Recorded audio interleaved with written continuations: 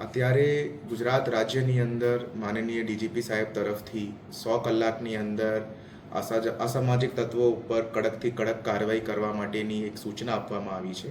તે અનુસંધાને નવસારીના ખેરગામ પોલીસ સ્ટેશનની અંદર ગુજસીટોકના આરોપી નિઝામ નૂર મોહમ્મદ શેખની એક ગેરકાયદેસર મિલકત ધ્યાનમાં આવતા એ આરોપી દ્વારા જગ્યા ઉપર ગેરકાયદેસર દબાણ કરાવીને 4 મકાનોનું બાંધકામ કરવાની હકીકત ધ્યાને આવતા પોલીસ વિભાગ અને પંચાયત વિભાગ દ્વારા સંકલન કરીને આજે એ બુલડોઝર ફેરવીને એ મકાનોનું ડેમોલિશન કરવામાં આવ્યું છે.